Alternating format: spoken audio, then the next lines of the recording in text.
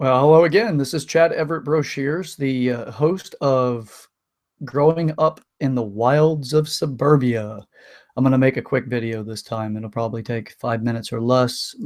Don't anticipate it going much further, but I do hope that the quality is up there because it looks like I'm experiencing a good deal of lag. If that's the case, I'll recreate this video whenever I have better connection. But in the meantime, this episode is episode 15, and it is designed specifically for emotional maturity, which has been brought to us all by the Human Manual. So thank you to that company. Big shout out. I also own it, so what the hell. But I figured I'd be generous with this particular video.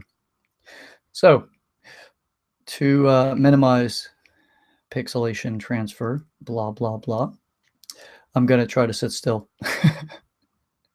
Okay, so what I want to discuss very quickly is that you are going to school whether you want to or not, and that's the school of life.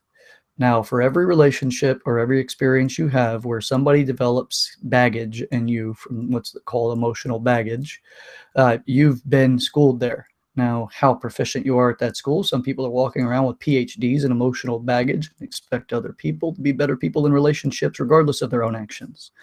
And they just go around collecting evidence to why all people are screwed up and why you don't need to be in a relationship with certain people or anyone, because apparently you can't find an ideal relationship. Now, emotional baggage. There's plenty of stories I can go into from my own life as far as like what I created as point fact about women in my life. There were three major occurrences, one when I was 8 years old, another one when I was 16 years old, and another when I was 21 years old, that told me first and foremost with the 8-year-old relationship was when my father was having an affair with a nurse that worked at my home. Well, that home I lived in. I was 8 years old. I didn't own it. My parents owned it. But she was a nurse that worked at the home because my oldest brother had cerebral palsy. He has since passed away. But my father started this affair with her, and I had this huge crush on her, unknowing about the affair. And one day at their house, which we thought everything was cool and copacetic because of the way my mother and my father behaved about the relationship with this woman. We'd go out on the boat with her, we'd fish with her, we did all kinds of things with her. She was mid-30s at the time, and I was 8 years old, and my older brother decided he would be funny by putting certain thoughts in my head about how adults expressed love. So he told me that how adults tell another adult, or how people tell each other that they love each other, is by putting their tongues in each other's mouths. So I thought to myself, well, I need to hurry up and tell her that I love her. So I plotted out my opportunity to execute this particular viewpoint. And she'd give us a kiss every night before we would go to bed. Again, nothing seemed to flag my mother at the time, and nothing, obviously I was 8. I didn't have any defenses against this viewpoint. So I decided that I was going to slip her the tongue, gave her a little kiss goodnight on the lips, as we had always done. Let's see, it was 3 out of the 6 of us boys, which were 5 at the time that we're living. She'd give 3 of us, the youngest 3, kisses goodnight, and we'd go in real quick to get a quick little kiss, and we'd be on our way. So this one particular evening, I decided I was going to declare that I was in love with her, which I had one of my very first crushes. But I went in, and Craig gave her a little kiss, which is my younger brother, and then I did. But I added the additional "I love you" statement with my very juvenile tongue. She freaked out. I thought I did something unbelievably abhorrently wrong, and I was completely rejected out of that. But then she told me that that was something that only adults did, so it kind of put more of the idea that that's how adults told each other they love each other in my head, and I felt rejected mildly, but that wasn't the big issue. It was one night I actually overheard whenever my younger brother and myself and my father were staying over at her house, which was another city away, when we were going to go fishing. My father was a big advocate for fishing, and we went all the time as children. And they were in her room. Again, I'm 8 years old, so I have no idea of actually how to cipher my way through this or decipher my way through what could be going on. And I just thought that parent or adults slept in the same room just as children did and had very innocent viewpoints on it. So I went to go into the room because I wanted to lay down in the bed with both of them. And I found the door locked and heard the unmistakable sounds of intercourse. And it just completely took me back. And I decided at that moment, well, that actually, this was an unfolding of what I decided about women at 8 years old. I was crushed. I was hurt. I felt unbelievably rejected. I felt betrayed. I felt a lot of different complex emotions for somebody so young to experience, although it's not impossible to experience. Otherwise, I would not have had that experience. So I went to the kitchen, took out a piece of paper, wrote down my feelings about the situation, declared that I was running away. All of it was actually in marker, and it was black marker, so it wasn't, too childish. But now looking back, I wish I'd written it in crayon. At least would have some humor to it. But and then instead of putting it on the door immediately or putting it anywhere in particular intended to be found, I decided that at this point reflecting back, this is when I realized one of my high-end stress reducers is to start cleaning, but cleaning like a maniac rather than, your standard cleaning around the toilets and things like that. But like, toothbrush, fine tooth comb kind of approach to cleaning things. And I went nuts cleaning her kitchen and her floor and her dining room and some of the living room. And this was all at around 3 a.m. in the morning. 3 a.m., right? It's redundant to say in the morning.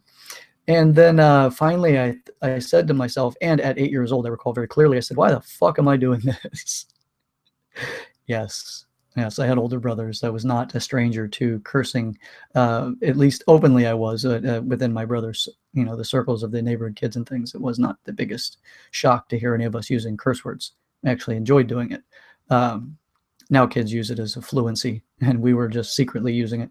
But so I took this little note after coming to that conclusion, grabbed the piece of paper. I went over to the door with a little piece of scotch tape on it. I set it against the door like a little ninja assassin, and then I slapped it as hard as I could, feeling vindicated that I actually expressed myself and screwed both of you in my mind as I ran to the door and ran down the street barefoot, only to find the ditch down the road that I decided to walk in the ditch barefoot. And this is the point where my father found me, decided to pick me up as I was on my way to run away to California, because I had at that timeline idolized the movie The Wizard.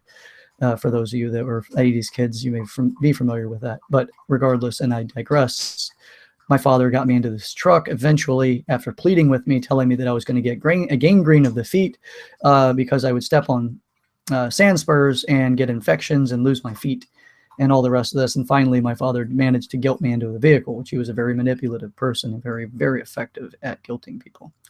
So moving on, what I actually came to conclusions as far as that first occurrence is that women are very dangerous, and they don't give a damn about me.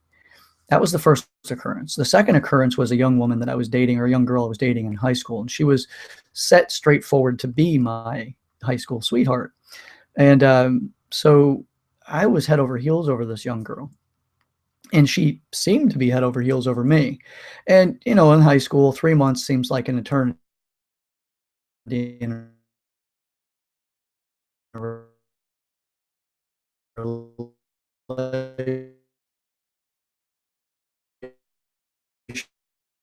ideologies and fantasies that I have since given up, and have no desire or any functional use for those ideas. But regardless, I used it at this time in my life.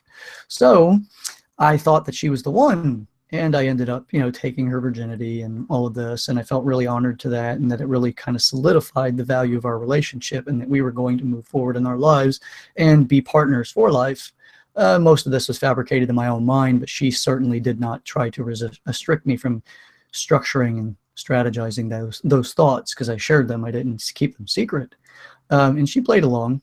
And one day we were at the theater, and her brother was with us. It was around 9 a.m. or I'm sorry, 9 p.m. or something of that nature of time.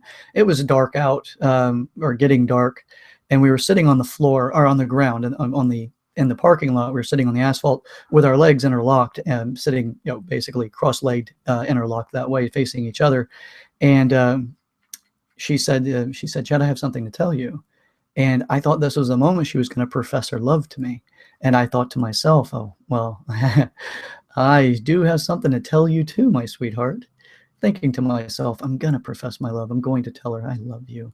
And I figured that she was going to do the same. So it waited on bated breath. She said, Chad, I need you to know something. I said, what's that? She said, every time that we've been together, I've thought about your two best friends. I'm like, well, wait, huh? What was that? Come again? I don't think I heard you right, because I was ready to, just say this, unbelievable, moving statement that not even poetry could captivate and capture. And I am dead stopped, twisted backwards, and I have no idea what the hell to say. And I had to ask her to say it again. She did. She obviously and interestingly obliged. She said, every time we've been together, every time we've had sex, I've thought about your two best friends. Now, I'm not using their names. She actually said their names, so that's not exactly verbatim. I'm just not using their names in this video. But as she said it, I'm like, oh my God, I can't believe this. I can't believe that you would do this to me. And she said, how do you feel? And I said, what do you mean, how do I feel? I'm fucking devastated. What do you mean, how do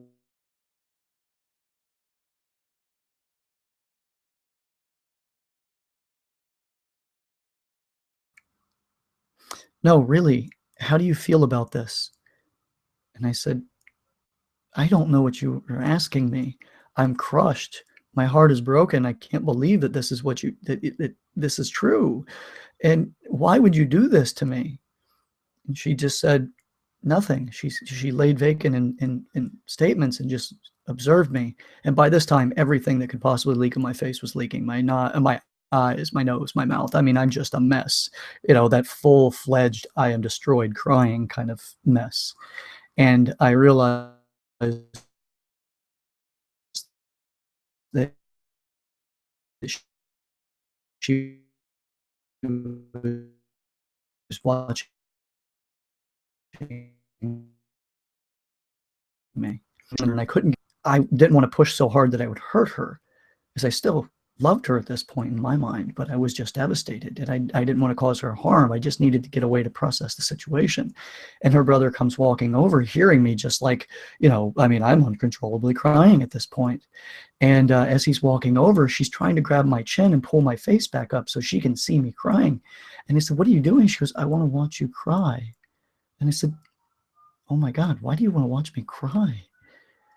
And she said, I just want to see you cry. And I thought at that moment, women are vicious. They are evil. They are horrible people. How could someone do this and betray my love so easily? So I walked away. I finally, I looked down again, and she grabbed my chin and pulled it up, and she was doing it very forcefully. And I gave in. I'm like, if you want to see me cry, here it is. And I just sat there, and it was the most uncomfortable cry I've ever had. One, being ashamed of showing my feelings, because I'm one of 6 boys, and we don't do that in my family. And then the second aspect of it was that she was wanting to watch me. So I thought to myself, you know what? If that's what you want, you can have it. I can't believe you've done this to me. And I cried sitting upright. Now, if you want to know a hard way to cry, try to cry with good posture. That was one of the most conflicting experiences I've ever had, because I was sitting with back upright, chin straight up straight up and good posture, because she wouldn't let me.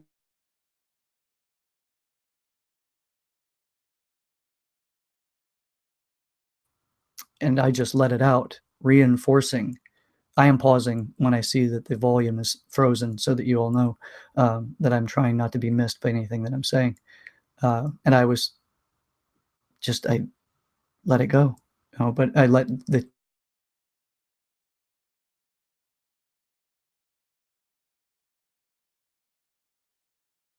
okay, so I let the tears go and the emotions flow, and I just decided at that moment, I encoded that in my mind, in my emotional experience, that women are evil. They'll destroy me.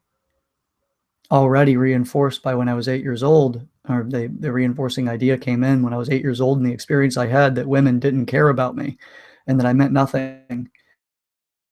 And then there was, they'll destroy me dating this girl. And it was the first time I truly experienced an abusive, controlling relationship. And it was actually kind of comical because she's a feisty little thing. She's like 5 foot tall, just a little thing, little woman. But she was used to getting her way, and she certainly brought that out in the relationship. The first year was wonderful. We had, like, basically it was a 1 year long honeymoon. And then after that came the ostracization and the isolation. She was doing everything she could to isolate me from my friends and family. And then there was the emotional experiences of being controlled by another person, needing to call to okay whether I could work overtime, getting a cell phone just so that she knew where I was at, and making sure that I called her at lunch and everything else, ensuring that she was fully in control of the relationship. But I was just this very naive, bright-eyed and bushy-tailed 21-year-old man, boy man, if you will. And that relationship, I experienced having to lie to her just so I could go, telling her I was going to work overtime just so I could go to see my mother and my father, who lived in the same town but on the opposite side. And I decided from that relationship, after being in it for 3.5 years, that women are controlling. Now, I'm not going to belabor you through the entire experience that I had with a third person that made me decide proof positive about issues with women or challenges that I would, for all intensive purposes, be cursed with the rest of my life had I not had the consciousness and awareness to work my way through it and realize that there's different varying maturity levels with people. And everyone functions from their maturity level in all aspects, in all 8 areas of our abilities to mature and to function. So I decided that women would,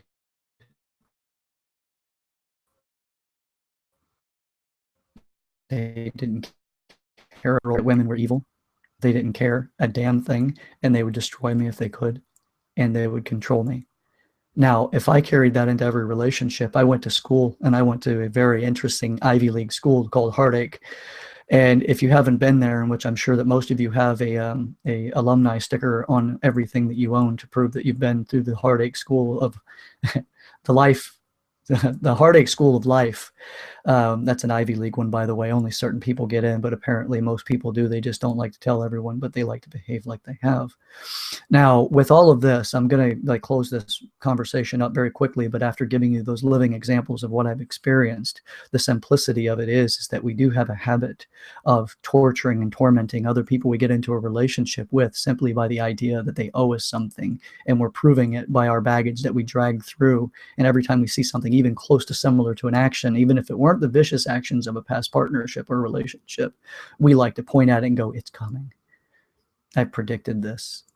Every relationship ends this way. All of them are this way, and I either succumb to it or I just can't take it and I have to go. Now, one insight that I'd like to leave you with, and then I'll do a series of these videos. This is first the awareness and awakening. The insight I'd like to give you is that you can condition somebody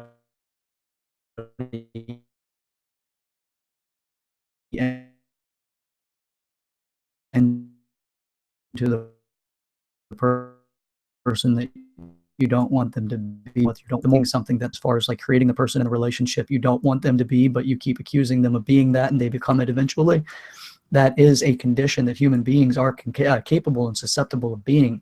Spitefulness is a functional tool set of emotion that we actually do have, but understand it and it becomes beneficial for your own development. But if you don't understand it, then it becomes detrimental to your own development. So with that, I'd like that insight be the closing remark on this video. Thank you very much for watching. I hope the lag wasn't too horrific and that my words were carried through. If not, I'll do everything I can to try to recapture this video as best I can. Again, my name is Chad Everett Broshears. I am the host of Growing Up in the Wilds of Suburbia, and I'm also the author of the Human Manual, a series of books that you will be have the opportunity to consuming in the very near future. So with that, thank you so much for being a part of this as you watch this video. As always, please leave comments in the comments section. Please feel free to share this on your social media, and thank you for watching.